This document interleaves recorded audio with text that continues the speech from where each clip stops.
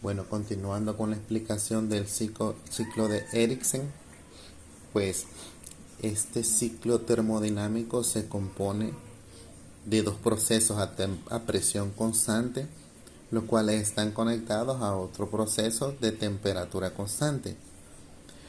Por eso es que para poderlo analizar e interpretar necesitamos nosotros tener dos gráficos. El gráfico presión contra volumen, que es un gráfico muy conocido que lo hemos visto durante todo el ciclo de estudio, y lo que es el gráfico que me determina la temperatura. Este ciclo consta de 4 etapas. Si observamos en cada uno de los gráficos hay diferentes estados, diferentes puntos que están marcados con los números 1, 2, 3, 4, 1, 2, 3, 4. Y pues así es como va. La primera etapa pues es el 1 cuando pasa de 2 y así sucesivamente, ¿no? En el caso de cuando inicia la primera etapa, estamos en 1 y esa etapa es cuando pasa al estado 2. En la etapa de presión, en la gráfica, perdón, de presión contra volumen, y en la gráfica de temperatura también se puede ver ese cambio de etapa del 1 a 2. Eso se llama compresión isotérmica, es la primera etapa. Y si analizamos el primer gráfico, presión y volumen, nos damos cuenta que en este caso lo que está ocurriendo es un aumento de la presión.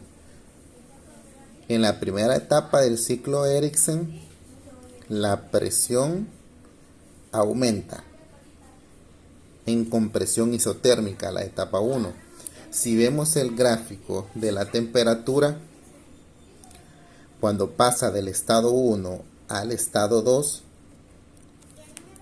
en ese caso la temperatura es constante. En la siguiente etapa, la etapa 2, ahorita estamos en el estado 2, esa se llama calentamiento isobárico. ¿Por qué isobárico? Porque la misma gráfica me determina que la presión es constante. De la etapa 2 a la etapa 3, la presión es constante. Y en el gráfico de temperatura, ¿qué es lo que ocurre? Vemos que hay un aumento de la temperatura en la etapa donde va del 2 al 3. La siguiente etapa del ciclo se llama expansión isotérmica.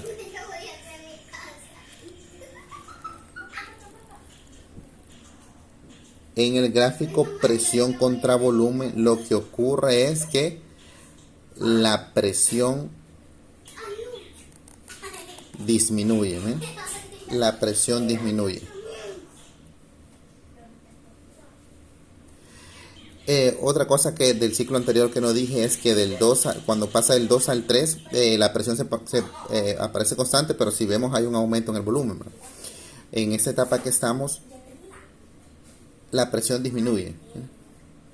En la etapa de expansión isotérmica, que va del 3 a 4, pero la temperatura es constante, no hay cambio de la temperatura. Y la última etapa es cuando regresa al estado original, es el enfriamiento isobárico. Es cuando pasa de la etapa 4 a la etapa 1. ¿Qué ocurre ahí? Pues según el gráfico presión contra volumen, la presión es constante, pero el volumen disminuye en esa etapa. Y En el gráfico de la temperatura lo que vemos es que hay una disminución de la temperatura. Y esas son las etapas del ciclo Ericsson, como decir, la interpretación gráfica de él. Repitiendo, son 4 etapas: la compresión isotérmica, el calentamiento isobárico, la expansión isotérmica y el enfriamiento isobárico. Entonces ahí fuimos viendo cómo la temperatura va cambiando, se va manteniendo constante, depende en qué etapa del proceso estamos del ciclo de Ericsson. Pues si con esta información pues nos disponemos a resolver el ejercicio, un ejercicio. Es un ejercicio bastante sencillo que dice: en un ciclo de Ericsson con un flujo de aire constante, entra aire a 27 grados Celsius y a 120 kilopascales de presión y a 120 kilopascales de presión, en el cual se rechazan 150 kilojoules kilogramo de calor. La transferencia de calor sucede a 1200 Kelvin. Se pide la presión máxima del ciclo, la salida del trabajo neta por unidad de masa de aire y la eficiencia térmica. Es importante que primero hayamos visto los gráficos porque pues ahí tenemos que ubicar bien los datos para comprender qué se nos está pidiendo, ¿no?